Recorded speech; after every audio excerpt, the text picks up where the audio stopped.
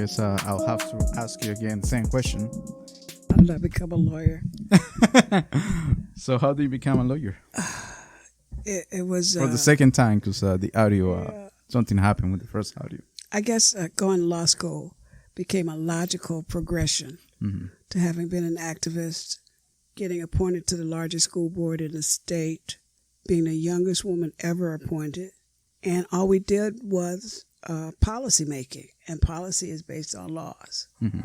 And when I decided to go to law school, one, I passed the LSAT, which was a hurdle at the time because they were looking for students who could do that. So, and being a Rutgers graduate, I had sort of a foot in the door going to Rutgers Law School, which was one of the best law schools in the country.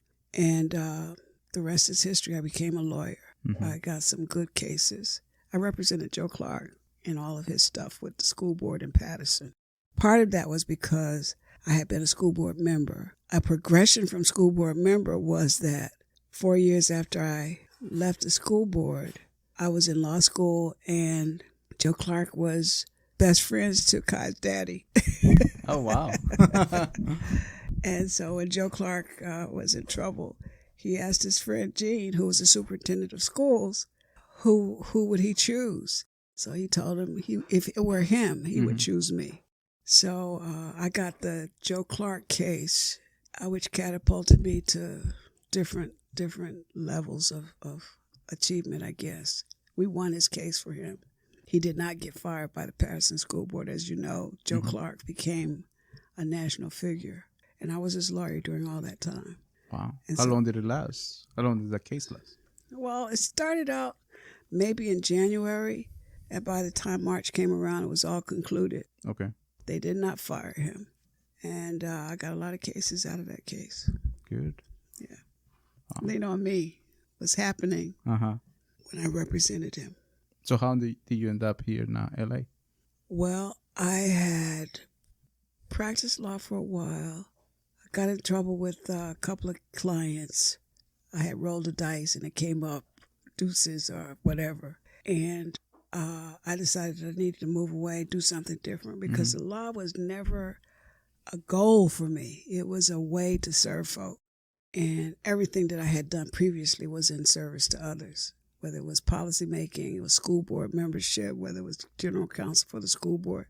So I had an opportunity to go to Atlanta. And one of the young people that I mentored, because it had just happened that one of our professors, who was beloved, got appointed to a high state position, and he had been the person who tutored Black and Latino students in how to pass the bar. And he had a great success rate. So I had been his teaching assistant in law school, so he chose me to begin to teach the class to assist Black and Latino students in how to pass the bar. I had about an 87% pass rate, I must say. So I'm really proud of that. But then I realized I could teach. One of the students that I had tutored for the bar was named Roxanne Gregory, and she developed cancer. Oh, wow. After having moved to Atlanta, she became counsel to the Southern Christian Leadership Conference. And soon after I had thought of going to Atlanta, she advised me that she had cancer. She was leaving the Southern Christian Leadership Conference to go work for somebody else with no benefits. So she said, "Hey, Vic, could you come to Atlanta, take the job I was going to take, let me go back to SCLC where they told me that they would cover my benefits." And so I did. And I went, and I didn't like the job that she took. So I said to her, "I really don't like this." And so she made me her deputy at SCLC, Dr. King's organization. Who wouldn't take that job, right? And the teacher becomes a taught or whatever. She became my boss. She died about a year and a half after I moved to Atlanta. A friend of ours ran the National Voting Rights Museum, and she asked me to come to Selma, crossing the bridge, Bloody Sunday, all the history and the civil rights stuff. I said, okay. So I went there and I stayed 3 years, and my job was to open the Slavery and Civil Rights Museum. So that allowed me to use my planning background, and I became the curator of that museum. And I didn't like Selma. Why not? Selma was probably the most racist, backwards place that I had ever lived, despite Bloody Sunday, despite the National Voting Rights Museum. And it was located on the Alabama River. And to tell you the truth, what made me decide that it wasn't for me was all the snakes. It would rain, and you could see snakes slithering down the main street because the banks of the river would overflow. So Medea and Pop came through Selma. Of course, they stopped to see me on their way to Florida. And I told them when they came back, I was coming back to California with them. And it was that simple. Wow. I got in the car with Medea and Pop and my brother Jimmy and Bessie and came back to California. Within a month, I had gotten a job selling Trans World Systems, which is a collection system. And I did pretty good, but I wanted to teach. I wanted to do something in the law. And I read an ad for somebody to come to the Santa Clarita Community College up in the canyon. They wanted somebody to teach legal studies and help them develop the legal studies component of the university, or of the college, actually. I said, I can do that. And I went up to the interview. I got hired. I went to the interview like on a Monday, and the following Monday, I was hired at Clarita Community College. It was called Santa Clarita then. Okay. To teach and develop the program. So I did that for 2 years, but I didn't like to drive. Because, from here to the canyons is all the way out. from here? From here. Oh, wow. That's a to long the canyons drive. a long drive. Each way. Every day. And they opened a campus. We did so well. They opened a campus in Lancaster, which is even further. And it became an hour and a half drive on the days that I'd have to go up to Lancaster. I asked one of my students, I said, how do y'all find jobs here? Because I loved the job, but I just hated the drive. And they said, Craigslist. So back then I said, Craigslist. Yeah. They said, yeah, just go on Craigslist and look, they have jobs all the time. I went on Craigslist and saw an ad by the Watts Labor Community Action Committee right down the street from here at 108th and Central. I said, that's like 20 blocks away. And I went to an interview on a Wednesday, and I started work there on the following Monday. Nice. I was hired to develop their homeless program. They had a big homeless initiative. And that's how I got into homeless program management. I said, it's a program. I can manage a program. I had never done no homeless stuff in my life, but they knew that. They said, you have the other skills. And it was so close to the house, I thought it was like Providence or something. This was ordained. And I stayed 10 years. Wow. And then long time. I got married, had a baby, Ren. And they didn't have a support system on the East Coast because all my family was here. My mother had died on the East Coast. My stepfather had died on the East Coast. So I said, it's time for me to go back east and help my son. So the closest I could get was, again, Providential. I put an ad in Pinterest saying, career professional, homeless services, legal background, desiring to move back to the East Coast. Somebody in Philly saw the ad and called me up saying, would you be interested? Because I had established a little bit of a reputation in L.A. doing the homeless count, the first one, in Watts. We had grown the homeless program from like maybe $250,000 program when I came to like $3-4 million program by the time I was leaving. And I said, I'm going to apply for this job. Running a homeless program in Philly. They flew me in from here. They paid for my flight, offered me the job. I took it. I moved east to Philly, which is only 50 minutes from Kai. The whole point was to get to the East Coast and to get near him and the baby, my first grandbaby. And I was blessed to get that job. And I ran there the largest shelter for single women, homeless single women in Philly for a couple. I said I'd stay 1 year. Mm-hmm. I stayed 2. Then I talked me into staying a 3rd. But by that time, I knew I needed to be closer to Kai because his career was changing and growing, and he was opening a new restaurant and da-da-da. And I chose to go back to Newark, which was my base, I guess. Which is where you live now. Mm-hmm. And I've been there ever since. Wow. So out of all the stuff that you have done, what has been the hardest that you can think of?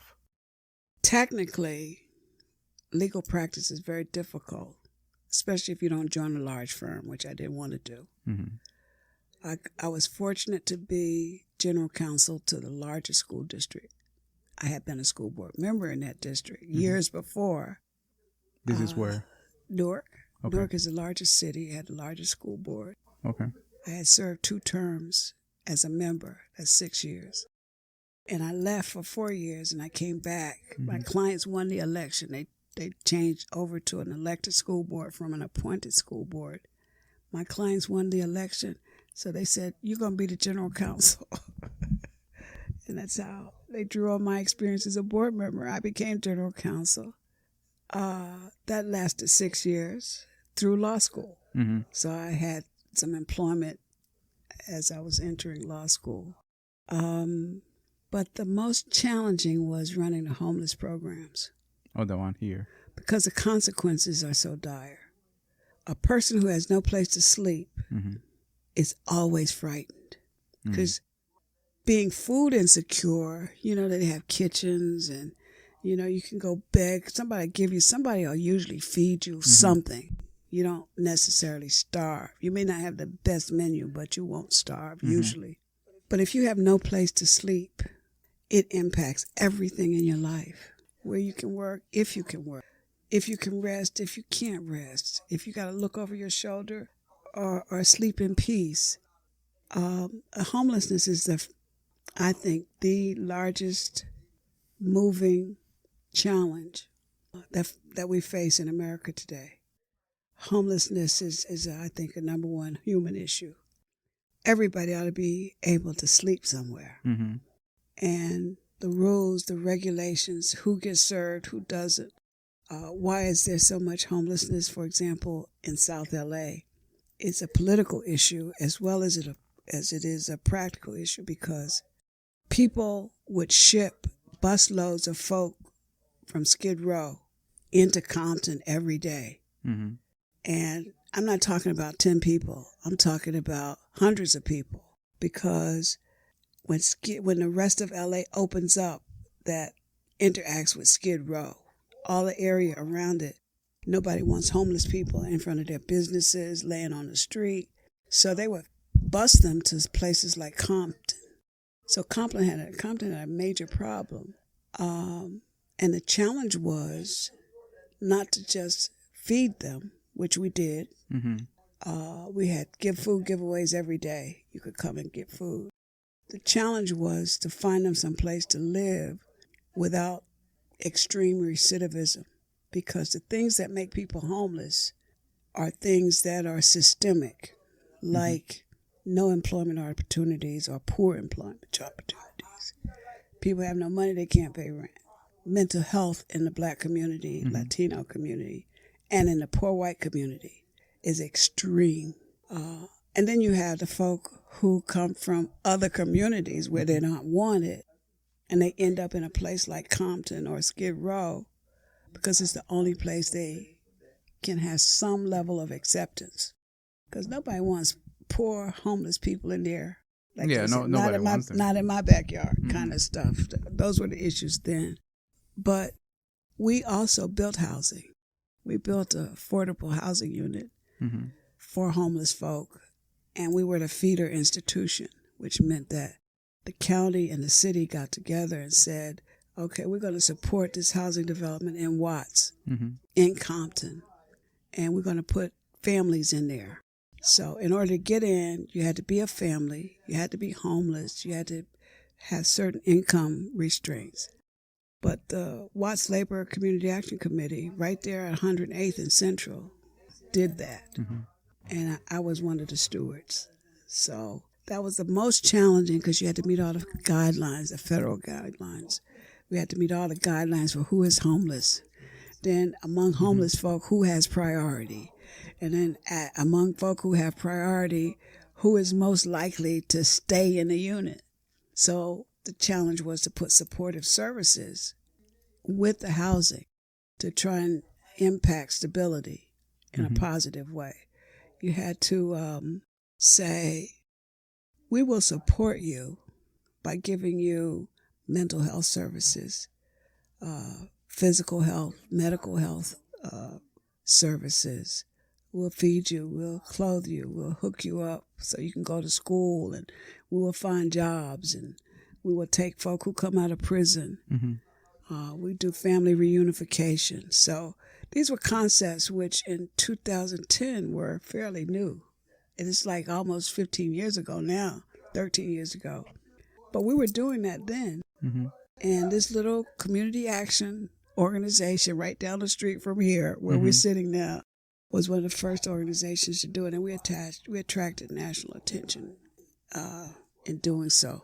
So that was the most challenging because you had a multitude of things that you had to have come together in order to get a good result. And we did extraordinary things. We put book clubs in our homeless shelters.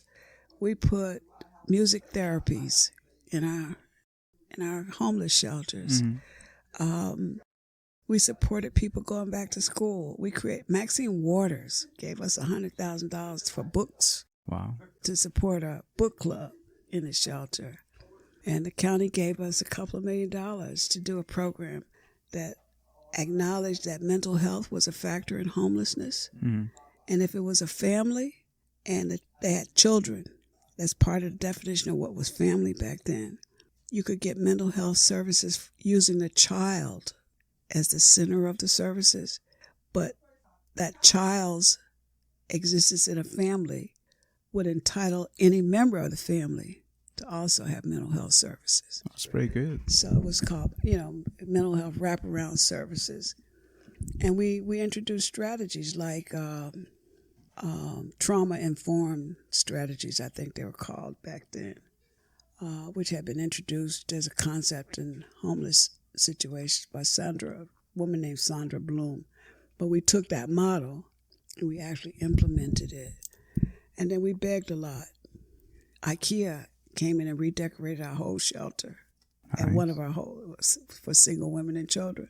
And that was a big thing, IKEA and Watts, Sound like a good combination. Renovating shelters, yeah. So I've had a good life with that kind of stuff. But that was the most challenging, to answer your question. That was a long answer, wasn't it? That's okay. It was an interesting answer. Thank you for listening to this episode. Third and last part is next.